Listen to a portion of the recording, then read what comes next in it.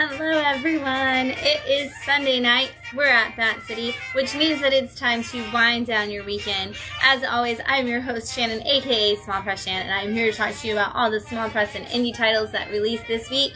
If it isn't by Marvel and DC, it's probably on this show. So, I'm excited because there are a ton of great books as usual. It was one of those weeks where I was struggling with which book I wanted to read first, and more importantly, which one I wanted to talk to you guys about first. But before I even talk to you about any of the books, we're going to talk about this incredible wine. I hope it's incredible. I'm really excited about it. I ruined the label when I poured it because I am not a professional wine pourer. But this beautiful label for the Arsonist wine, this is given to us by our dear friends, Paul and Brittney. I'm very excited about trying this because it has an awesome story on the back. It says, I'm going to turn it, I'm sorry. It says, Matchbook the Arsonist, fire-stealing Prometheus stole a spark of the sun to be placed in human hands and changed our destiny. And so this is really great because there is a book about Prometheus adjacent that is in our titles this week. So I'm really excited that worked out really well, but also I'm just excited to try this wine. It is a red table wine, which means it's a red blend, and it is a blend of, and I think it says it on the front, doesn't it have the breakdown on the front, Matt? Can I turn it around? Sure. Okay. It is 52% Petit Verdot, 26% Malbec, and 22% Cab Sauv. So I'm kind of excited because I think that means there's going to be some really good blends in here. I like when it's not any of like the super sweet blends, so this sounds like it's got a lot of my favorites. I'm going to give it a try. Oh man, that is perfectly dry. That doesn't have a bitter aftertaste or a sweet foreground. Like, it's almost a Pinot, it's like those things blend almost into a Pinot Noir. Very buttery. Mm-hmm. It's got that rich texture, but again, none of the abrasive tannins, none of the like overly spicy. I'm excited. Oh my gosh. This is fantastic. This is such a great wine. All right. Oh, man. All right. So That'll be gone quick. yeah, I was like, this one's not going to last. We're going to come up with a million reasons to stop and take a drink of wine tonight because that is so good. Oh, yes. Thank you so much. This is to Paul and Brittney for this wine. I'm so excited. If you've never tried the Arsonist and you are afraid of a red wine because you're worried about that like spice and kick to it, I think this might be a good one to go to for something that's not too much in any one flavor. I'm going to say this is like the saga of red wines because it's a little bit of everything and not too far into any of them. So it's going to be like a universally accepted wine. So, pair it with reading saga, I guess. I'm going to share this stream out really fast while we talk about some great things that are going on at Bat City. We had a fantastic week with all kinds of great stuff from Stories Spelunkers to $1 Book Club, all kinds of awesome times this last week. We got to talk about, during $1 Book Club, we talked about, oh my God, what was the book that we read? How did I already forget this? Philadelphia. Oh my gosh, it was so good. What a great conversation we had about that book and just all the deep diving into that series. We had some people who had read the whole thing and some people who had never heard of it until this moment, and so it was really great to just see where everybody went and just discuss everything from art to the word choice to even the angles that people were standing at in scenes. Oh, it's so good. This week coming up on Thursday night, the 31st of August, we have our creator meetup. This is something that has always been a Bat City favorite kind of event that we've done, and I'm so excited to get to be bringing it to our Bradenton home because it is for you. If you are somebody who is an artist, who is a letterer, who is a writer in any capacity, who wants to find their passion within those things, this is a place for you to come and meet other people who may already be on that journey, who may have been on that journey for a million years, whether they're published, whether they're unpublished, whether they just have this idea that's been floating in their brains for the last 20 years and they haven't done anything with it. This is a place for everybody to come together and hang out and kind of just meet other people who also feel the same way about all those things. And it's going to be such a fun time. I love it. we're going to talk about where people are at. We're going to get to maybe make some connections. Maybe you need an artist. You're going to find one. It's going to be a lot of fun. And that is this Thursday night at 7 p.m. It's going to be a monthly meetup. So over the course of time, hopefully we'll be able to bring in some of the publishers to talk to people and some creators and things that can inspire you along the way. That's this Thursday, and then our September events have started dropping onto our Facebook page. So if you are looking for what's coming up in September, make sure you check it out on the Facebook events page at Bat City Comic Books on Facebook if you're not currently watching this on there. If you are, click over to the event page after this and check out some of the cool things that are coming out this month at Bat City. Again, I'm going to share this really fast. Let's talk comics, everybody. Woohoo! And we're going to get started on some of the amazing comics that came out this week. And I love to start with this whenever it comes out because I just really want to intensify your day right away. And so we're going to kick it off with Ice Cream Man issue 36 from Image Comics. Ice Cream Man is an anthology, so if you've never read Ice Cream Man, honestly, you could walk in and you could pick up this issue, and you're going to feel insanely lost if this is the first issue of Ice Cream Man you ever pick up. But I promise you, you are in the same boat, pun intended, as the rest of us, if that is the case. But Ice Cream Man is all about the existential dread and crises that we all go through as humans, and human nature in a nutshell, what it all is, and the fact that we're kind of just we're kind of bugs ourselves, and we're also going to someday be food for bugs. And it just takes some really interesting ways to explore humanity through the art and the storytelling and the way that it plays with medium. And this particular issue follows a fisherman whose daughter has gone missing, and he believes her to have been eaten by a giant whale. And so he is on his own Captain Ahab mission to find the great whale that has stolen the thing that he loves the most, and he is determined to Geppetto it, in that he wants to go within this whale and see if his daughter is still alive inside of the creature. And so his adventure is half Moby Dick, half Pinocchio, and all 100% a giant allegory for chasing things that we have never given the time that we should have. It is all about the his whole thing constantly is like, all you ever wanted was me to play with you and me to spend time with you and me to like give you a hug, and I didn't do those things, and now you're trapped in this whale and I must hunt down this whale to kind of get that moment back. And so it is all this giant metaphor for chasing things in our life and whether or not we can ever truly catch them, and if they'll be what we want them to be when we do. It's amazing. And that's the only issue you ever have to read because it's an anthology. So, check it out. Start there. Start other places, wherever you want. Next up, we have Newburn, issue 10 from Image Comics. This series has just recently come back. This is the second issue back on the run for them, and I'm super excited that it has returned because it's such a good story.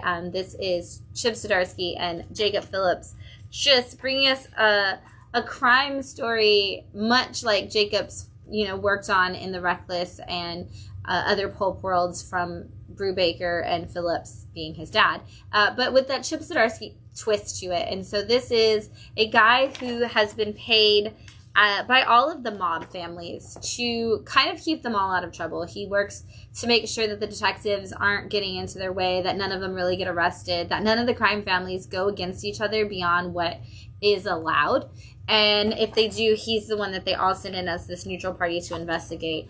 And in the very first couple issues, he brings on an intern from this woman who seems to be pretty savvy. And over the course of the last 10 issues, she's been getting in her own messes with him and kind of getting him out of some. And now it's come to the point where the mob families feel like he's not living up to their expectations. And so he's on this shaky ground with the mob families, and she wonders what that's going to mean for her if he goes down. And she's kind of like, do I have to save him and myself and the mob? We're going to find out.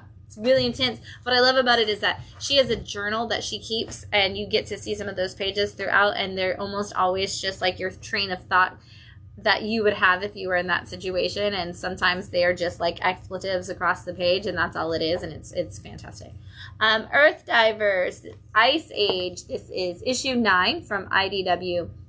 Earthdivers started out as Earthdivers Kill Columbus, because that was our first arc, and it was all about a group of indigenous peoples who were like, hey, America keeps getting destroyed by all these people who've come into it over the course of our history, and we're the Native Americans, and they have come for our land, and they've kind of destroyed everything since then. So we need to go back in time through this cave that's a one-way access point to the past, and destroy Christopher Columbus. And so our first arc is them trying to solve the problem by getting rid of Columbus, and that doesn't really work out the way they want. So one of the members of their group decides maybe they need to go back a little bit further, and maybe she should go back to the Ice Age, when the first groups of people were coming across the Bering Strait and coming over and settling into different places and destroying indigenous lands back then. And so now she has gone back there, but the problem is she's finding that just her being there alone has actually become more dangerous to a lot of the people groups than she intended it to be, because she has brought her own modern illnesses and things with her. And so it's been really interesting to see her relationship with the people, because she has met up with, tribes of people that she feels like she's there to protect, and it's not going the way she wants. But she has a really cool fight scene in this issue where she has to ally with a couple of creatures that the people coming to Americas aren't used to, and you can kind of see those on the cover. It's super great. And so up next we have Immortal Sergeant issue 8 from Image Comics. This is the next book from the I Kill Giants team. So Joe Kelly and Ken Nomura, who everybody fell in love with their I Kill Giants story, they have come back together on a new book. This is it. And this is about a really, really terrible man whose name is, he's a detective, and so he is actually Sergeant. And he is supposed to be retiring, and at his retirement party, he kind of tells his son, like, I'm not going to retire, I'm not giving up, I'm going after the one that got away. And he makes his son, who is very estranged from him, who they do not get along with, go with him. And they have been on this quest for the old man's redemption. He's trying to save this one little girl who he didn't save. She's somebody who he wasn't able to stop what happened to her, and he was never able to convict the person that did it. And so they've been having a very, very tumultuous time. Honestly, this is like going to a therapy session and dealing with all of the angst and drama that you may have with your own parent in your life. But he recently, in the last issue, the son was injured, and he is now in the hospital, and the dad has to make some choices once again about whether or not his son is more important to him or the job. And it's interesting to see him kind of come to learn some things, not only about himself, but about his son. We're still going with this. Some twists and turns happen to where that mission just you just can't keep this cop down. And we're going to see how that plays out for him as that story unfolds. Darkwing Duck, issue 8 from Dynamite and their Disney line. Such a strange thing to me all the time to say Dynamite has the Disney comics. It's like two polar opposites for what they're publishing right now. But they are killing it with their Disney line. It is fantastic. And one of those books being Darkwing Duck. This is just watching new episodes of the show. Much like the way the TMNT's Saturday Morning Adventures, it's just feeling like you're watching the Teenage Mutant Ninja Turtles cartoon. That is how this is. And for the most part, each issue has been like a new episode of the show. But they all do have almost that season-esque kind of feel to them, where little bits and pieces of the story have continued along the way. And this one is actually part 2 of a big adventure that is happening right now.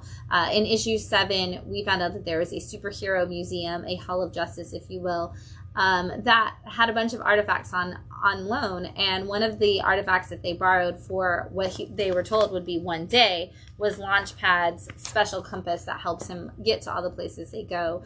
and it was stolen, and Neptuna and Darkwing are both on the hunt to find this compass and stop this bad guy. And of course, Darkwing hates working with other people, so does Neptuna, so they are in a competition to see who can save Launchpad's compass first. But Darkwing has needed a little help that he did not want to have to take on, and so we bring Gizmo Duck into this issue, and we're going to definitely see the Justice Squad for sure having to come together by the end of this whole thing, because Darkwing, as the end of issue 8, still seems to not have a full grasp on how to solve this case, and so the adventure continues. Dead Lucky, issue 8 from Image Comics as a part of the Massive Verse, or I believe the imprint is actually the Black Market narrative. But this is if you are reading Radiant Black, Rogue Sun, any of those, this falls into that same sphere of stories. Again, you don't have to read all of them. They don't necessarily need to connect, but if you want to read everything Massive Verse included, this is one of them. And in Dead Lucky, this is the story of a woman who was a squadron leader in the military, and a mission gone wrong leads her whole team to be killed, and she has the ghosts of them haunting her through her PTSD, and she is able to kind of channel that energy literally to use it to kind of fight against bad guys. And when she returned home from war, she found out that her community had been overtaken by a corporation that was like, oh, we're going to institute curfews and we're going to run things. And of course, anytime that happens, it's never good for the people. It's only good for the corporation. And now she has been fighting back against that. And in the end of the last arc, she kind of made some decisions that have led her to the mission she's on now, which has led her to learn that some of the things that she was told were true of her squadron and of her mission might in fact have been a complete and total lie, and new discoveries are being made that are really messing with her mind, especially with her PTSD. It is just really making it hard for her to continue to function on the mission she's on. And as readers, the emotional turmoil has been really great, but we also just found out some really, really big things about the mission that they were on and how that's going to come to play with the rest of the story. I'm going to take a drink really fast because this is great. All right. Up next, we have Dead Romans issue 6 from Image Comics and the Shadowline imprint. This is actually wrapping up. This is our last issue, at least for now, of Dead Romans. And this has been the story of two people who are fighting with the Roman soldiers for the most part in that ancient Roman time. So they are a part of the SPQR Roman forces, and they are supposed to be fighting against the Germans, or Germania as it was back then. And it's the story of one side is of this man who is one of the leading soldiers in the army, and the other is of a woman who works as a spy and who is the governor's kind of handmaiden, essentially. And the two of them are in love, and they are trying to get to a point where they can be together, and they are actually on opposite sides of this massive battlefield at this moment. And the story is the two of them trying to work their way through the fight grounds over all of Germania and parts of Rome to get back to each other. And what we find out along the way is a lot of double crossing, a lot of twists and turns, and a lot of really big battles. And whether or not they can choose to remain together and stick through it all by the end of the story is something we definitely are cheering for along the way. You know, you want to see this happen. You want to see what's going to be this beautiful love story at the end, and you're going to be going on this adventure if you read all 6 of these issues to kind of figure out if those two will get back to each other and how it will work out. Up next, we have Fallen, issue 6 from Red 5 Comics.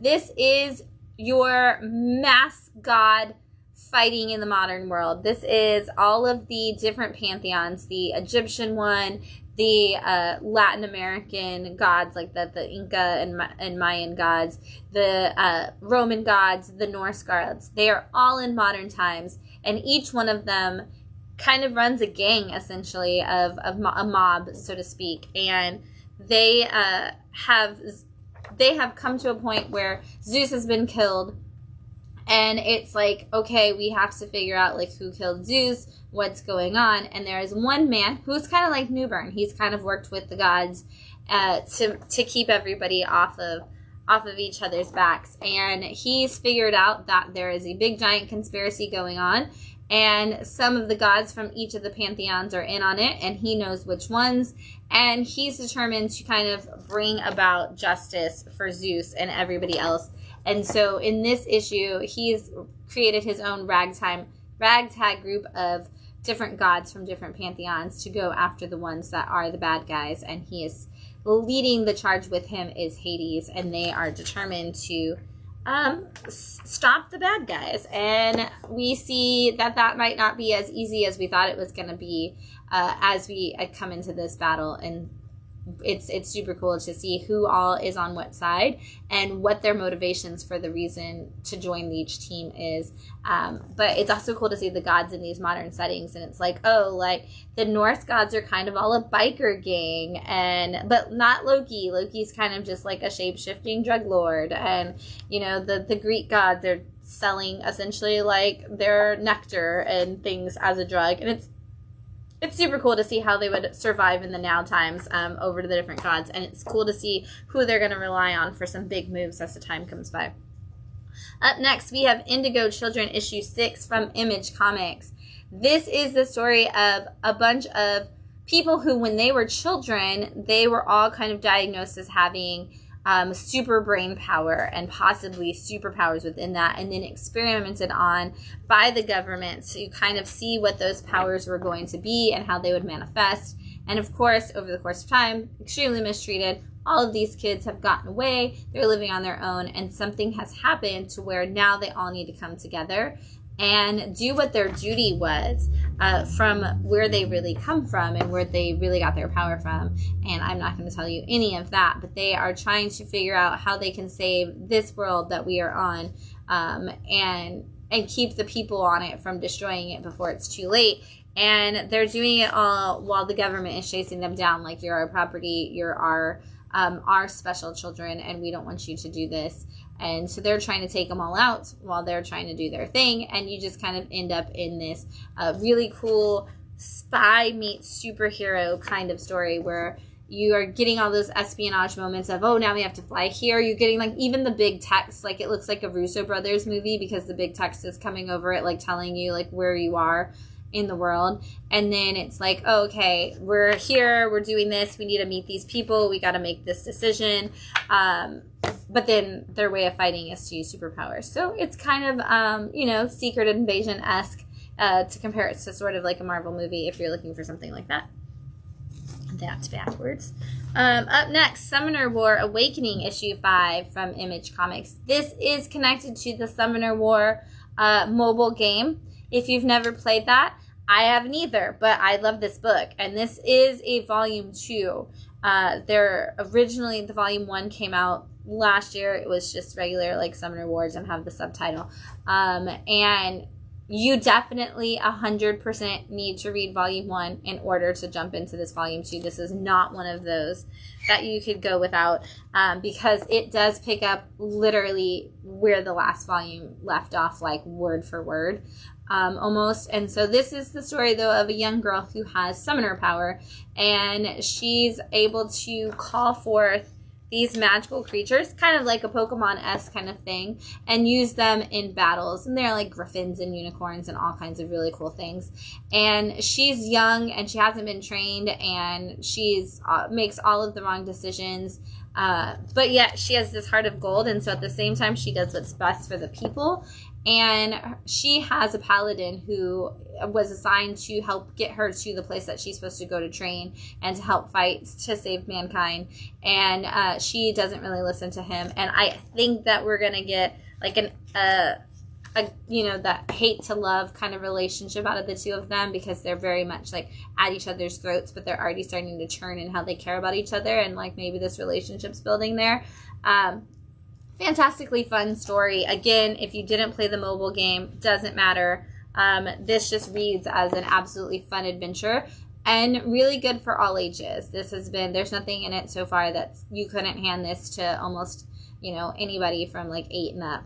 And it's absolutely a cool story of just magic and adventure. And so if you are looking for a good one for anybody or just yourself to enjoy, Summoner's War is absolutely a fun time. The Mighty Barbarians, issue 5 from Ablaze Comics. This is your classic sword and sorcery team up, meaning that it brings in so many people from different sword and sorcery stories. Like Cole the Conqueror is in it, Anasi is in it, the like shape-shifting spider goddess essentially. You've got Morgan Le Fay, you've got Nanook. You've got so many different barbarians and magic people who have teamed up together, and they are all supposed to be saving the world. And they are doing it specifically from Morgan's sister, who is determined to bring about like all of this destruction. And they are supposed to be taking these orbs that will help them absorb this power. And they've been on this adventure for a while, and nothing has really gone their way. Every twist and turn that they've gone to, everybody's been a step ahead of them. And in this issue, they have found that they are about to have to fight a giant goblin and orc army, and there's no hope. Like, there's way more goblins that should fight them than there are the 5 of them. And so the whole point is, can Morgan Le Fay actually do the necromancy that she needs to do to awaken an army of elves who were once slaughtered by those very goblins, and also a magic person who's strong enough to help her? Or will she not be prepared for the battle that she needs to lead them into? So it's a lot of cool classics, like I said, sword and sorcery, barbarian kind of style. If you are a fan of Barbaric, this is actually done by the same writer, Michael Morrissey, who's doing this as well, but this is the more serious version where we get all of the laughs and the talking swords and axes and everything in Barbaric. This is going to be just your classic fantasy storytelling. No One, issue 5 from Image Comics and the Black Market Narrative, or Massive Verse, however you want to call it. Again, nothing Radiant Black connected at all in this story, but it's all on that same imprint. So this is the story of a man who, a couple of men, I guess. It's technically, this issue specifically follows these podcasters, but this is a story of somebody named No One. We don't really know who they are. They've been murdering people. We know that somebody took responsibility for those crimes, and they are in prison currently. And that person's father is a police officer. And now his own brother in the very first issue was one of the people who was murdered by a copycat killer, who is claiming that they are not the copycat killer, they are the actual killer. And so we, as readers, are kind of following these 2 journalists who have a podcast that are trying to figure out who No One actually is and what is going on in their city and what these killers want from everybody. That podcast is real. You can actually listen to it. It stars Rachel Lee Cook and Patton Oswalt, which is really cool. But in this story, if you don't listen to it, you're still going to get a full thing. And in this issue, we kind of see that they're putting together that there may be more to the story than anybody kind of figured. And there's a lot of corruption on the way up and down in this whole entire thing. And so we're starting to see maybe No One is a good guy who's wanting to expose all of that. It feels very slow moving, piece it together in the same way that the Batman movie with Robert Pattinson kind of was. So if you like that actual slow detective, but also built-in action when this vigilante kind of shows up, you're gonna really enjoy this story for sure. Terror War issue 5 from Image Comics. This is the story of a world where when people have nightmares, they become real in the real world, and they just become these gigantic monsters who blob all over the cities and kill people, and bad things happen. And so we have these people who are essentially Ghostbusters who go out and fight these terrors. And our main group of people, they're kind of like your lovable losers, ragtag team. They do a good job, but nobody's ever calling them for the big goals and stuff. And until now. Now they have been brought in by this politician who's like, hey, we need you guys. Nobody else can do this job, really, because it's too big and nobody has been able to do it yet. So we're hoping you guys can do it. And we find out that for the first time, the terrors aren't just going to destroy the town and to destroy people in their way, but it's actually possible that terrors are kidnapping people and holding them hostage to get more nightmares out of them, essentially. And their ragtag team of people has to come together to get really, really good at what they do really quickly, because if they don't, the whole world's going to be destroyed. And whether or not we are going to take some secondary measures are already starting to be discussed. Really great. I love all of the characters. Everybody on the team is actually very well fleshed out. A lot of times when you get books that are about a team of people, it's like, okay, that one character is good and then everybody else kind of falls flat. This one has given everybody their own backstory where I'm like, ooh, what are they doing when they're not the focal point of the story? And that's really good writing. I want to know that I care about everybody's backstory and everybody means something to me. And that is how we feel about this team as you're reading the story. And so if you're looking for just a Ghostbusters book that's more adult, this is definitely a good one in that kind of vein. Monomyth, issue 4 from Madcave Comics. This is a magical adventure that is not happy. I say magical and I feel like it paints this picture of unicorns and rainbows and all kinds of greatness. But this is a group of 7 people who find themselves brought to a giant mansion. And when they get inside the mansion, they're met by somebody who's basically like an Igor. And he's like, okay, so you're stuck here until you learn to do magic. We're not going to teach you. It's just inside of you. So figure it out. And if you don't, you die. Bye now. And then they go off and they like die themselves. And these people are just like stuck in a room with a bunch of people they've never met. And in issue 1, a giant rainstorm pushes them up into the house to make them have to follow along with the plan. And slowly but surely in each issue, somebody tries to do magic and does it wrong, or something happens and they can't do magic, or something happens and even if they do well with their magic, they just die. And in this issue, we learn the backstory of why these people were chosen, why they are where they are, and what the actual plan is for their lives. And they kind of have to figure out how they're going to make it work. And this is the first time in the history that there's been 7. It's always been 6 people who are chosen. And so I'm curious to see how that's going to come into play, because if you read issue 1, you know that one of the groups is one of the people, or 2 of the people, I guess, are technically twins. So is that going to come into play? Is that going to be a key factor to the story? I think we're going to find out, because we're starting to see a lot more of them, and I want to see how that's going to play out for the 2 of them and for us.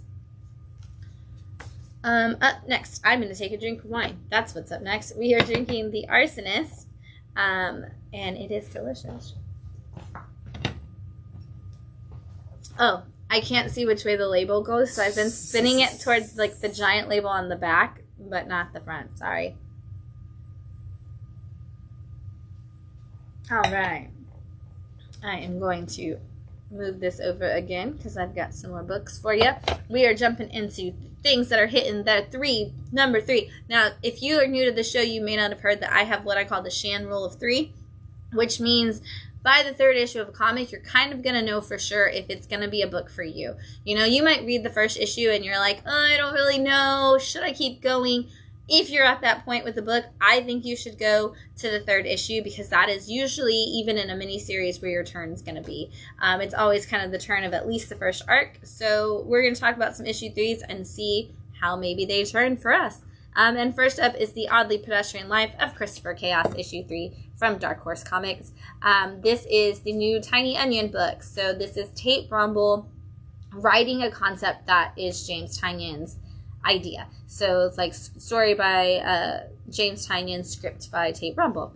And it is a Universal Monsters sort of story in the modern world. This follows a kid named Christopher Chaos, and Chris is they are known for having a lot of weird eccentricities that come to play in their day-to-day life. And he recently has kind of put those things together and learned that if he really, really wants to, he could technically bring people back to life. And so essentially he is our Victor Frankenstein. And I love this because he has this, somebody asked him, what is it that you do? Like, what is it you're trying to tell me? And he's like, for the first time in my life, I've done something good. I've concocted an instrument that rewrites the very laws of nature, that resurrected my best friend, Peggy, the pigeon you just met. And I call this mad machine my reanimator. And he's like, but it hasn't worked since that stormy night. And he does this massive, like, Sailor Moon kind of transition as he's telling this story. And I love it because then you turn the page after he's given this big long speech, and the guy's like, so did you have something to say? And he's like, oh, that was all just in my head. Okay. But he has been making friends with a bunch of people who all have powers similar to those of the Universal monsters, Dracula, werewolf, ghost, things of that nature. And there seems to be a secret society that is coming after people with those different traits in their lives. And so in the very first issue, one of the people was murdered by this group of people, and we are starting to learn finally in this issue who that group is, what they're after, why they are the way they are, and they are vicious and violent even to their own. This really set up a great story in this issue. Like, the first two have kind of just been all action. This is the first time that we've done a deep dive into who this mystery society is, but also, like, who are all of these kids that we're following and why would they be connected. We also got to spend some time hearing from our detective, who is the one that's investigating this murder, and she might have a little backstory with this secret society of her own. And then we met some other characters that are going to be really cool, and learned a little bit about Christopher's backstory. That's going to lead us to how he might be this Frankenstein character for us. If you're a fan of Universal Monsters, honestly, you should just read this book. I think if you're a fan of Universal Monsters, you should pick up all Universal Monsters things. But it's definitely... Issue 3 was a great turn in which I think we're going to see a really cool story build out for fans of that. And it feels a little more Monster High than Universal Monsters at times. So it's not dark and scary. It's basically what I'm trying to say, except that Secret Society's got some issues, and there's going to be some things with that for sure. Up next, we have Tenement issue 3 from Image Comics, and specifically the Bone Orchard mythos world that Jeff Lemire and Andrea Sorrentino are building out. This is all about a tenement building. This is a giant apartment building in an inner city of a place, and it follows 7 residents of the building. In issue 1, we see a guy who's talking about how weird the building is and all of this stuff that kind of haunts his mind and all the things that are going on, and this evil that lives inside of not only people but buildings and residences, and then something happens to him, and it kind of opens up a hellish portal. I'm gonna just put it that way. And now these 7 residents seem to find themselves as the only ones still in the building, and a world is opening up and swallowing them, and dark creatures are coming out of it, and bad things are happening. And will they make it out? I have no idea. But there is kind of a countdown that has started for all of these people on whether or not they will be the one that remains at the end of the day. And it is dark, it is creepy, and it is everything you expect from the team behind Gideon Falls and, The Passageway and 10,000 Black Feathers and the Bone Orchard mythos all around. So if you like good creepy horror, and weird, amazing paneling, you should grab this book because it's going to have a little bit of all of that. Up next, we have King Kong The Great War, issue 3 from Dynamite Comics. This is classic Kong. It is about a group of people who end up stranded. They end up stranded on Monster Island. They're a warship. It's a bunch of soldiers in, like, the First World War. And they end up on the island, and they're like, one of them's like, this is a bad thing. I've been here before. This isn't going to end well for any of us. And one by one, they kind of discover the different crazy monsters and creatures that do come with being on Monster Island. And over the course of this particular issue, they have been trying to get across the island to a place where they think they might be a little safer. And if you've seen anything featuring Monster Island, you know there's a lot of dinosaurs and a lot of giant spiders and crazy creatures, and they kind of run into most of the things that you would expect to see on Monster Island very quickly in this issue, and their optimism for their own survival is definitely dwindling every page of the book. And at all times we still have the greatest threat lingering beyond us, which is the fact that Kong is still on this island waiting for his own turn at these people. So who knows when we're actually going to get to see like a true face-off with Kong, but I think that when we do get there, it's going to be a big one. So if you're a King Kong fan, check it out. Next up, we have Xeno issue 3 from Oni Press. This is another one that's a complete anthology, so you don't have to read any of the other issues prior to this to jump in on this one, but you definitely should check out all of them because they just have some of the weirdest, crazy, eccentric stories in them.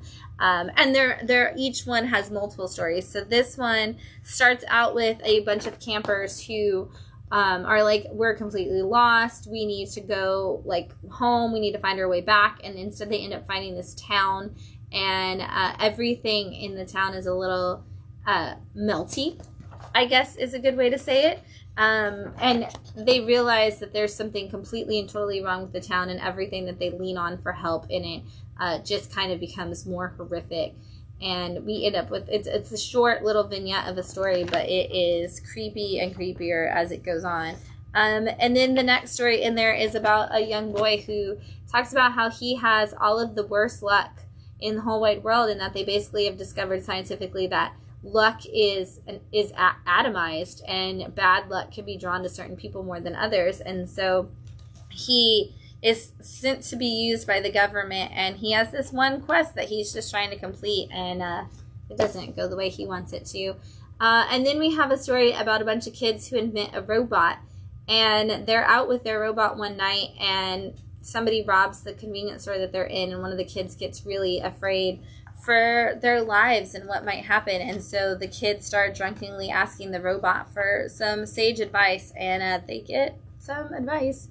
And then the last story is kind of just some people trying to survive in a crazy environment, and just what does that survival look like, and where does it take them. So there's a lot of different stories in each issue, and they're all weird and crazy. And if you're fans of, like we've had Creepshow coming out, if you're a fan of Ice Cream Man, any of those anthology reads of horror, I think this is another one to just add to your list. And they always get like the craziest artists for it.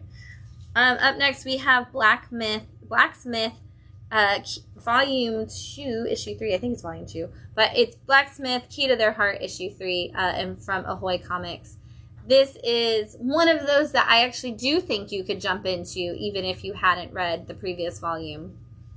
Because it's kind of just ongoing investigations. Each one is following this detective who is a werewolf, and each volume has kind of just been different cases. So if you didn't catch the last one, it's fine. You can totally jump in on this case. And in this particular one, she is fighting against somebody she doesn't know what she's fighting against, honestly. She has found that her detective partner was given a folder full of letters that they were told came from somebody else who they were supposed to go after and blame, but when they get there and they do their investigation work, they find out that that person also didn't know anything about it, and they were set up for it as well. And so now they're all working together to try to figure it out. And she goes after a couple of different people to try to see where they may have gotten the information from, and she finds out that there are some witches who are responsible for at least this first wave of what is happening. And so now she is on the hunt for these witches to try to figure out if she can stop whatever it is that they are planning that is going to go against them. Really cool detective story. I really like the characters. Everybody in this book has such a great, strong personality. And again, like, if you didn't read the first volume, I think you can still jump in and figure out these characters. But also, the first volume's in trade paperback, so if you want to read it, you can grab it. Up next, The Kryptonauts, issue 3, and this is from Blacktooth Comics. This is basically a League of Extraordinary Gentlemen, but with cryptids and people from different horror books and stories throughout time. So they have their own secret society. They're trying to solve crime. Very Hellboy-esque, like BPRD-esque, but with characters from different things that... Your hands over the publisher. Oh, it's Blacktooth. Blacktooth Comics, yeah. And this is issue 3, and I'm not going to lie, I haven't read issue 1 and 2. I actually got it because this issue's subtitle was that it was going to be about La Llorona, and I wanted to see, like, what that meant. And then I got it, and I found out that the team is somebody called Rajon, Kid Cthulhu, La Llorona, there is Man-Dog, Goat-Man, a shapeshifter, and then like this just normal person named Quinn. But like this is their team. Like there's like Mothman on it. There's all these different people, and they have been fighting bigger evils this whole time. And one of the big things right now is that there's too many like chupacabras and stuff that are getting out into the world and attacking people, and so they are working to fight that and try to keep this evil at bay. And so like I said, like it's very cryptid version of League of Extraordinary Gentlemen, and these people are holding their meeting and they're kind of talking about like, hey, these are all the things that we've already been through in the past. They kind of recap a lot of what happened, and then they go into this meeting and they're like, okay, so we need to figure out what we're gonna do. This is where these people are coming from, and they're like this, you know, like I said, there's a lot of chupacabras and different like Mayan and gods and Incan gods that are coming for them, and they kind of turn to La Llorona for some of her expertise. And so we do get the backstory that they give her in here, where it's not the typical story of a woman who drowned her kids that we're used to for that horror legend, but we do get to see like where that grounding in that came from and how it has been, you know, multiplied and compounded on over time to kind of make people afraid of her. And so I like getting to see that these cryptids are kind of the good guys. I definitely want to go back and see if I can find some more issues, but even picking up in here, like I said, they had that really great recap at the beginning of the issue. So I was like, oh, I kind of feel like I just got to know everything I need to know about these characters, and I'm ready to go on these investigations and fight these bad guys with them and see what happens. And also it's one of those really soft, like velvety covers, and I'm a sucker for those. Up next, we have Scrapper issue 2 from Image Comics. This is, you know, about the best dog. He's the best boy, but he is, I think my actual tag was this good boy is doing, like, fighting bad things, in this story. I love it that they call it the buddy cop, that the buddy cop comic we need with 4-legged heroes we deserve. But this is about Scrapper, and he is a street dog, and he thought, you know, I'm gonna clean up my city. He's always working to just do the right thing and help all of the animals on the streets and stuff. And he's got some humans that he associates with. And in issue 1, tragedy strikes these humans, and he does not agree with the reason, because they are targeted because of debts that they owe to the government, and he doesn't agree that people should be held accountable in the way that they were. And so he wants to go after them, and this collar that he's always had on him suddenly activates, and he gets Bolt-style superpowers, kind of, so to speak, if you saw that. So this is basically like Bolt for adults. But he is determined to kind of go after the people who are the bad guys, and in this case, that is some corrupt politicians. And so this very good boy is going to clean up a very bad city. And I love it because even like the bad guy, like the not maybe the bad guys, we're going to assume they're the bad guys, but the people who are trying to control him and capture him, their organization literally acronyms into SMITE. And so I love how just on the nose that is for this great dog book. But yeah, if you're a fan of dogs, if you like Stray Dogs and you were like, hey, I really like Stray Dogs and now I want like the action hero version of it, this is kind of your action hero version of Stray Dogs, because They are just dogs. They're not anthropomorphic, but they are talking dogs. Up next, we have Big Game issue 2 from Image Comics. And this is Mark Millar's giant event. This is his huge crossover that goes through everything that he's ever done. And so recently he brought out Nemesis and Reloaded, which was kind of a reboot or a requel to the Nemesis story of the 90s, and kind of just gave us a new backstory and a new 4 story for Nemesis. And so now this is essentially Nemesis kills the Millar universe, as he has been hired by a team of supervillains to take out anybody in the world that has ever been possibly considered a superhero. And so he has been going after the people from Jupiter's Legacy. He's gone after the Chrononauts. He's going after the new ambassadors. And in this issue, he sends some people after Hit Girl. And we're going to see how that plays out for anybody and everybody involved. And his going after Hit Girl leads to an interesting team up with another well-known, I don't want to show it, I can't show you the rest of this issue because it's just all spoilers, but it leads us to a well-known team up of other people that you may know from the Millar universe, and I was kind of curious on how those particular characters were going to come into it, so I'm kind of excited to see where this is going to go in issue 3, but it is rapid fire for sure, and I mean that in all of the ways possible, so we'll see where this goes, but it has been typical Millar violence all over the place so far. Next up we have Tales of Suspense, issue 2 from Image and the Syzygy line. This is a dual story. You get one story at the very beginning and then a different story at the back, and they are two very, very different art styles and storytelling styles. So I want to make sure I show you. This is issue 2, yeah. And this is not an anthology. While it is a 2-story book, it's not. It's kind of one of those where like they both continue constantly, like Nightfall's double feature and stuff like that. So the first one is Les Morts 13, and it kind of follows this crazy story that's a little bit like, I'm like, I read it twice each time because I'm like, what is happening? This is so insane. But we are, like they have the question in here, where does spirit go after death? It has no need to go anywhere. The spirit has heaven and hell within itself.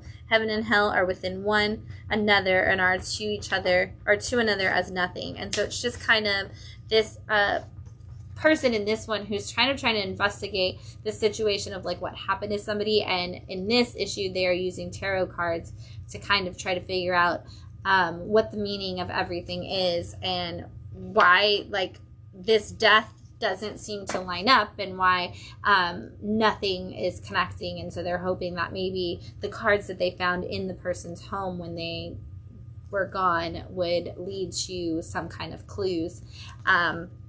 And I really like the crazy art style that goes with that story. And then the other story is a little more modern, standard in the art style. And it's the story of a woman who meets a man who is known as a superhero. He's kind of this Dreamweaver superhero. He's like, I've got all these powers. And he transfers his powers to this girl in the very first issue. And now she's kind of like stuck with his powers, and she's coming into them very, very quickly, and she's like, I kind of don't need you to be around and tell me what to do. Like I'm gonna just use them how I want to. Like, why do I need you around? And he's like, because you need to make right decisions, and there's people coming after you, and so they're kind of just it's kind of almost like Dorothy getting the ruby red slippers put on her. It's like, I didn't ask for this, and now I have all of this power, and I have people coming after me, and you're just the Glinda over here telling me, like, oh, well, if you do this and you do that, you'll be totally fine. But also, like, all these people are trying to kill you. And so she's got to follow her own yellow brick road to whatever the solution may be in that story. So 2 very different stories, but kind of with this same theme of, like, learning who you are and in doing those investigative mysteries. So check it out. This is one of those, I think, like, both of the people, like Ashley Wood and Chris Rael are both on this, which they are the creators of Syzygy, so each one of them is kind of the focal point of these different stories. Rocketeer in the Den of Thieves, issue 2 from IDW. If you like the Rocketeer, you will love this book. This is standard Rocketeer fare. You've got the Rocketeer who is doing all the things. He's trying to have his flight shows. He's trying to, constantly build out, like, more and more for him so that he can impress Betty. And this series so far, Betty has taken on a role in Hollywood. She is going to be playing a pirate princess in a movie, and as usual, Cliff and Betty have decided that they love each other and they want to be together, and they're so supportive of each other no matter what the other one does. And then the director starts sending Betty flowers, and of course he's immediately like, well, it's great that your director loves you, but, like, don't love you too much, right? Like right? They're so insecure about each other. It's Jonah Hills. yeah, it's such a mess. And so not only that, but as usual, there is always some, sneaky, underhanded Nazis at work in this story. And so in this issue, they have figured out the Rocketeer technology, and they have created their own team of Rocketeers, and they are testing that as we speak to see if they can take Cliff's technology and use it and take down the world with it. And so is he going to actually focus on the right thing and fight the bad guys like he's supposed to, or is he going to be too busy worrying about whether or not Betty loves him more than she loves her career and a person she's not interested in at all?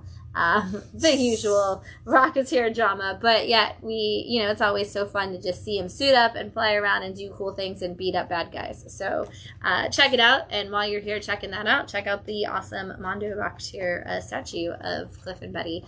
The Addams Family, the Bodies issue, this is from IDW. It is a one-shot. This actually came out at one point right before the Addams Family movie of the same art style released, and they have re-released this for everybody who didn't catch it when it came out, like, as, like, the movie book, and now they are going to be, I believe it says there's a new series that is coming later this fall for the Addams Family as well.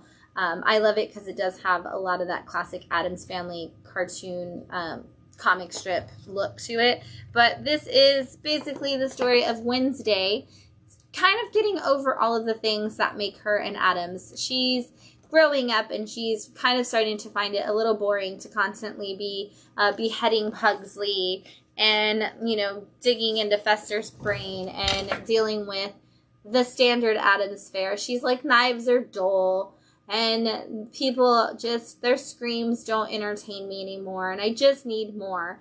And, Morticia and Granny are like, there's got to be something else. You should go find the Front Family grimoire. And so she goes searching for it, and instead she finds a teen magazine.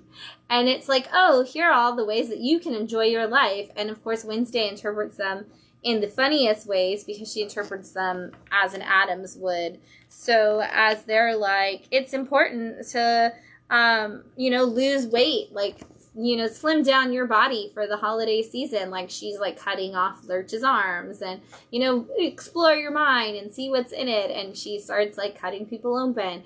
And she has all these great Wednesday Addams moments and realizes even that's not enough for her. And so her and Morticia have to have a nice family chat and kind of figure out that it is not just who you come from, but what's inside of you that makes you wonderful, and you can always choose who you want to be and how you want to get to be that person, as long as you're doing what makes you happy, or in this case, miserable, in all the right ways. So absolutely adorable. Of course, completely family friendly. If you liked the newest Addams Family cartoon movie, you're going to love this. If you have kiddos who are obsessed with the Wednesday show, which I know I just had an entire troop of Girl Scouts who were all into Wednesday, this is a great way to give them something else to add into it. And if you're a fan of the Addams Family, especially the classic comic strip, you definitely need to read that. Ryan Stegman is back with a whole new series that he is writing all on his own, and this is called The Schlub. This is issue 1. It's from Image Comics and KLC Press, which is the Kids Love Chains imprint. If you didn't know, that Ryan Stegman runs at Image Comics. And this is the story of a guy who is a dentist, and he is awful. I hate him. I hate everything about him in the first 2 seconds. I personally wanted to punch him. So good job, Stegman. And he's constantly just like, and my dad likes my brother more, and they're both terrible people. Like, he's drilling into somebody's, like, teeth while on the phone complaining about how much he hates his family. And in flies a superhero, and he ends up knocking some stuff over, and Freaky Friday happens, and this schlub, this terrible man and this superhero switch places. And of course the superhero is like, we have to figure this out immediately. I have people to save. And he's like, nah, man, I got superpowers. I don't want to figure this out. I'm off to go take care of all of the people who have ever done me wrong. And so he's like, I'm not going to do the right thing in any capacity because that's not who I am. And so, of course, he immediately is just on his way to be awful. And so, if you are a fan of superhero stories, if you are a fan of The Scumbag from Rick Remender that has been coming out from Image, if you're a fan of just like those Freaky Friday kind of stories, and hopefully one where this guy learns his lesson over time, this is going to be great for you. But it is nice to see Stegman take the lead on writing and bring that comedy that he loves so much into that story. And then lastly, from just our regular new books out this week, we've got Gunbreed, issue 1, Law of the Undead from Blood Moon Comics. This is, there is more than one story in this. This is also kind of like a duology of stories in here about the Old West and some crazy things that happen in it. And the first one I love because it starts out with a guy that's like, you see a guy digging a grave and he's like, yeah, that's not me, not that guy. I'm the guy he's burying. But don't worry about me because I'm friends with death. And it's kind of throws us back to see this story of this guy who is basically the harbinger of death. He's working with death to make sure that all of her decisions, all of her actions are made. And you kind of see him go to the underworld and try to fight his way back out, and then that's where he like makes his deal, and we kind of see what that leads him to and where he's going to be set up for different things in the future. And then the second story is Night of the Breaker Boys, and we kind of see once again some crazy underworld battles, and this ghostly guy trying to take out bad people in different ways. And we see some really, really creepy children. And horror movies always use kids in like the absolute worst ways. And this has some really great moments of that as well. But we do get to see this guy kind of give us some like angel of death fighting ghostly moments in it as well. So it's kind of, if you mixed Usher of the Dead and Grit and Gears, both Blood Moon comics together, this is what you might get if you blended those two worlds. So if you're into Old West titles with that little bit of a creep to it, this is going to be a good one for you. I'm going to take another drink before I talk about picks of the week. Once again, drinking the Arsonist, and I may or no, went too far. There you go. Yay, I did it. So, I just have to stop. I start singing little songs, and then I remember I'm not allowed to sing things on the show. All right. So we've got a couple of picks of the week. I say a couple, I mean 4. First up is Click Click Boom, issue 3 from Image Comics. I love this story. This story just continues to be a favorite for me. This is the one that this week I was like, okay, this just automatically goes to the top of the pile. I've been waiting for this issue to come out because I love it so much. And it is the story of a young girl who was raised by her grandfather, and he is ex-military. He seems to be one of those people who knows that there's somebody coming after him. Maybe he worked for the mob. Maybe he was in some kind of other mixed up stuff. But he has trained her whole life to how to be prepared if somebody comes after her. The thing is, she doesn't speak. And so when her grandfather, like growing up even with her grandfather, she always communicates through Polaroid pictures. And so when her grandfather is killed, she decides she personally is going to go after the people who came for her grandfather. And everywhere she goes and all the people she takes out, she just leaves these Polaroid pictures as clues as to what's happening. Well, at the same time, this journalist has discovered that that is what's going on, and she wants to kind of figure it out. And so she does what she thinks is a bunch of investigation to kind of get this girl, to figure out who this girl is. And now they have teamed up, and the journalist is not in for the team up, but she wants the expose. And we get kind of a Hit Girl story. You know, if Hit Girl couldn't speak and she only took Polaroids, this is kind of what that would look like, because it is a well-trained assassin essentially going after these people.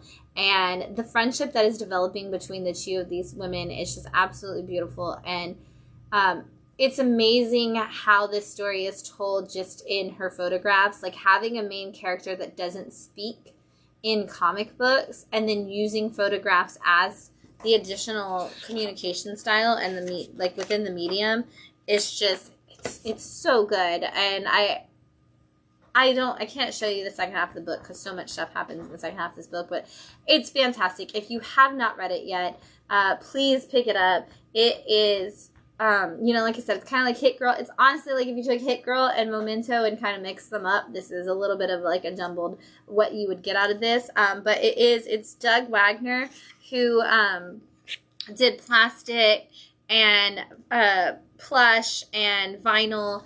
Another book by him that's just, while it's like a weird off-the-wall kind of concept, it's going to be one of the most emotionally beautiful stories in the end. And I'm already at the point where I'm like tearing up when I'm reading it. Under the Influence, issue 2 from Madcave. This book, I picked, when issue 1 came out, I was like, issue 1 was so good because it said so much about social media very quickly, and it kind of had that same mindset feel from the mindset from Vault Comics that came out last year, but with that little bit of spy and espionage to it, because this is the story of a kid who has basically created something called like the Hot Dog Society, and there are all these kids who want to be influencers, and they're doing all of these terrible, stupid things like, oh, you have to kill somebody, or like you have to kill yourself. Like all these bad things are happening from all of these kids who are part of this group. And so they send a young girl who is an influencer in to go undercover at this college. And she is somebody who grew up in a cult. And so she's already had all of this experience herself of dealing with this cult-like lifestyle. And so that's why they're sending her. And she has this influencer ability, but they will not let her go in on her own because they're just worried that it's going to be too triggering for her. So they send an agent with her, and immediately everything that can possibly go wrong does go wrong in this mission. And the only way that she can think of to fix it is kind of to just fall more into character and kind of connect with the person who's the problem like right away. It's very intense from the beginning. It's got really great storytelling, and honestly, like I said, the amount of things it says about the way we let influence control us is just so great. I want to take this book and mindset and just spend a day thinking about the concepts that they both bring out there together and kind of throw it all into like this massive lesson about media literacy because they're so good for it. But check this book out because it's a great story already. Prometheus in Chains, issue 2 from Red 5. See, I told you there was a reason why I wanted to bring up the fact that this wine was all about Prometheus. Because we have Prometheus in Chains. And this is the story of, the tagline says it better than I ever can. This is Frankenstein mixed with Oppenheimer. So if you are a fan of Frankenstein's the story or the Oppenheimer movie and you want to put those two together, this is a great way to do it. But it also has very much a Victor Fries element to it because this is the story of Victor Frankenstein and Elizabeth Frankenstein immigrating to America because instead of being in the early, like, Victorian time period. They are actually living in the time of the Manhattan Project in World War II and all of that. And so they end up immigrating to America to come help the Americans work on creating the bomb. And they are the scientists that are basically working with Oppenheimer to create all of this. And there is a whole 5 pages in here where it's just them eating breakfast with him and talking about their belief system on the difference between creating life and death. And it comes into play very much so because we learn in issue 1 that Elizabeth is not actually with us anymore. And he has gone full Victor Freeze and is keeping Elizabeth cryo-frozen in a tube until he can figure out how to reanimate a body and bring her back to life. And so we are blending that story of destruction and death from the building of the bombs to the story of Frankenstein and the creation of life, and putting these two stories together and seeing this man kind of devolve into his own madness. And how that comes about is just such a cool story. Honestly, I'm so glad that issue 2 is out now, because I think that you need to read issues 1 and 2 together, because 1 sets up everything really, really fast, but 2 gives you some of that extra storytelling that you really, really need to make this story cohesive and blend together and just really suck you in. And so I'm glad that 1 and 2 are finally out together, because I think right now, everybody loving Oppenheimer and the Universal Monsters being such a big thing, I think this is such a cool cross path for the two of them.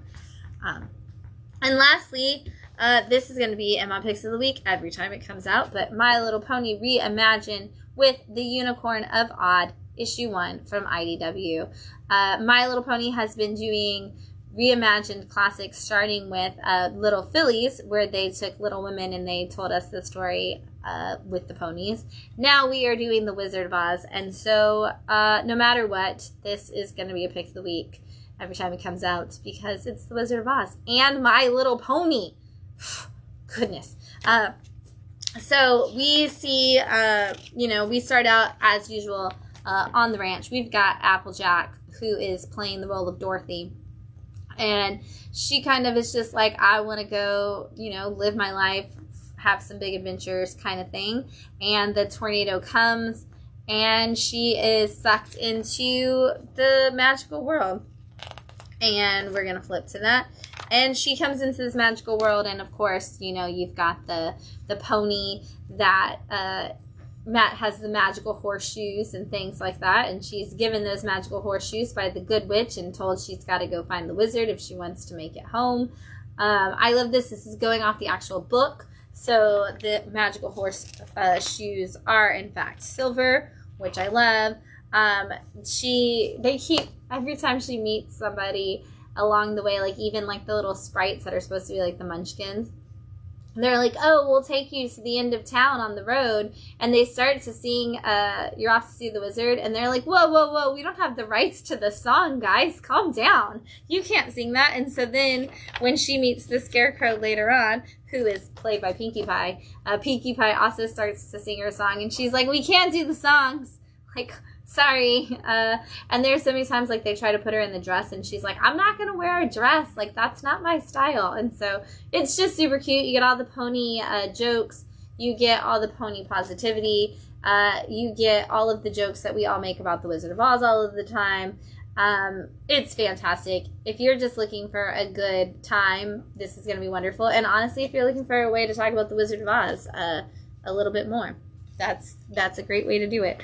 All right, that's our picks of the week, and our books that are in stock are coming up next. So we've got in stock this week, we've got Rogue Sun issue 15, the continuing story that is our parallel running to Radiant Black. We've got Vampires from Asylum Press, and this is vintage pre-code horror reprints. And so there are 4, I'm going to get that wrong. Is it 4? 1, 2, 3, 4, 5, 6 stories in here that are pre-code horror stories about vampires.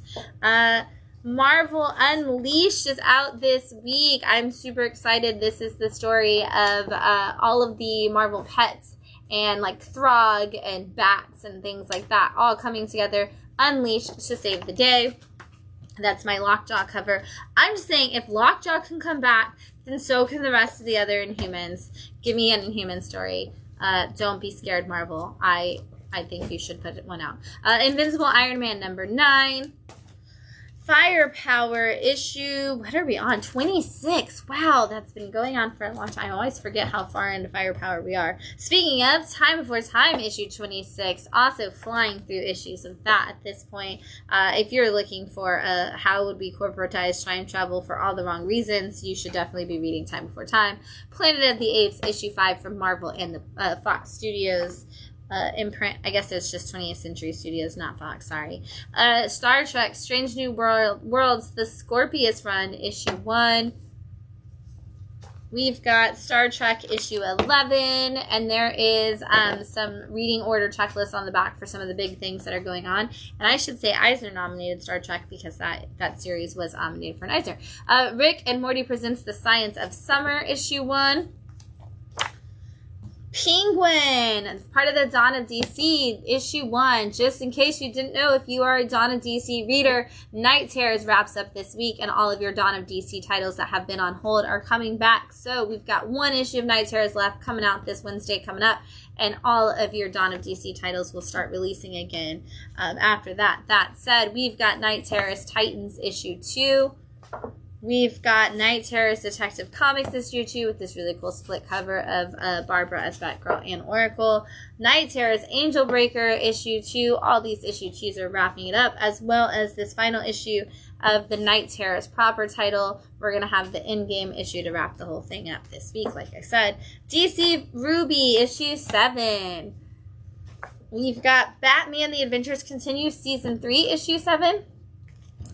We have the end of Dark Knights of Steel, finally. I am so excited about the ending of this book. I have been waiting for this issue forever, and I cannot wait to read it. Jean Grey, issue 1, part of your Fall of X. This is written by Louise Simonson. I love when Louise takes on X-Men titles again. X-Force, issue 43, also part of your Fall of X. Realm of X, issue 1. Also part of your Fall of X. It is a huge event that is leading to something crazy happening, more so than already when like half the X-Men were, we'll see. Venom issue 24, part of the lead into the Gods event that is coming from Jonathan Hickman. Night Terrors Action Comics issue 2. That has 2 stories in there. There's a Cyborg Superman and a Power Girl story in it. Amazing Spider-Man issue 32 with this continuation of some jackpot stories, I believe, happening in there. Unstoppable Doom Patrol issue 5, still part of your Dawn of DC. We'll see if that gets expanded. It's supposed to end at 7, but I know a lot of people have been really loving it. Daredevil and Echo issue 4. I feel like that is a series that just keeps coming in like as fast as possible. Captain America had its finale, and we will be seeing a relaunch of Captain America very, very soon. Black Panther issue 3. Batman Beyond Neo Gothic issue 2. This is part of your, we just had a Batman Beyond series. This is that next wave of that. Batman, The Brave and the Bold, issue 4 with this really cool Ravager cover. I absolutely love this cover so much. King Spawn, issue 25. And then we've got some trades. Aftershock's been putting out some of theirs to catch up on some of their titles. So Astronaut Down is out.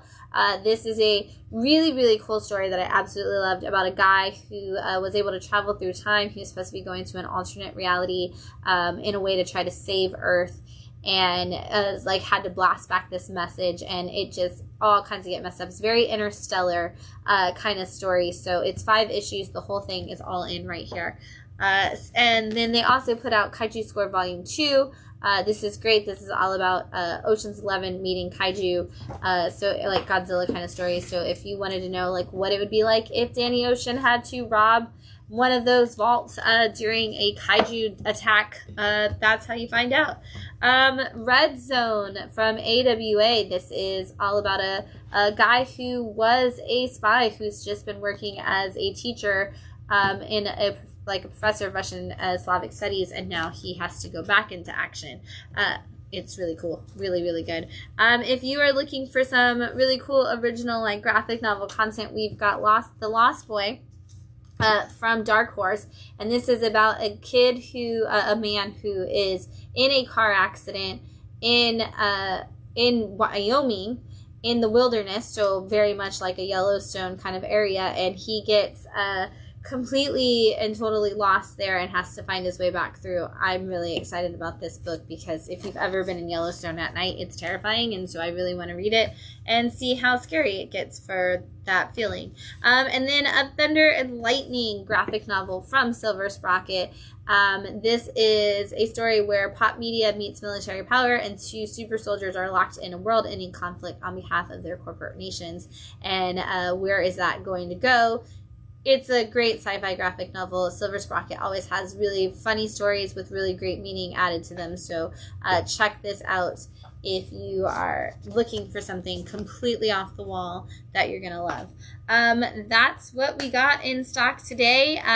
This week, it's going to be an awesome week at the comic shop because it is that new month, all kinds of new stuff starting. Don't forget this Thursday, we are going to have our creator meetup. So if you are an artist, writer, letterer, aspiring, published, whatever stance you would say, and when I say aspiring, I mean like, yeah, you've never put pen to paper, because if you put pen to paper at all, you are already a writer, you are already an artist, and you should definitely come to Creator Meetup this Thursday night at 7 and talk about all of the great things that you're working on and all the things that others are working on, so you can meet friends who are in the same spot as you. We will be closing early on Friday. Yes. Because it's the Bradenton Marauders It's fan night. It's Bradenton Marauders fan night, yes. It's fan weekend, right? So there's a fan game on Saturday as well. So there's a ton of stuff going on this weekend at the Bradenton Marauders. So yes, we will be closing on Friday to be out there. Please come join us. Also, there is a storm heading this way. I'm going to say that probably more than once between now and November. So please keep an eye out on our social media to know what's going on. As long as it's safe for you to come to us, we will be here for you.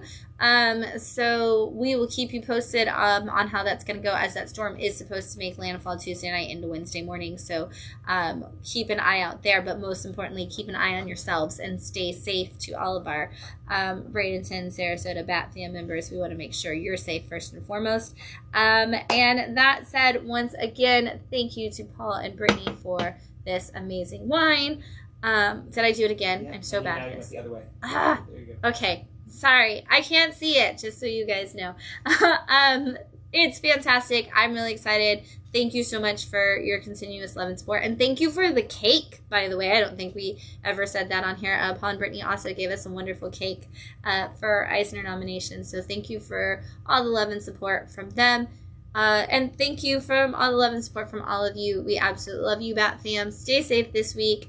Grab a bunch of comic books from your local comic shop, whether that's us or someone else, and enjoy reading them. Until we see you again, happy reading, everyone. Bye.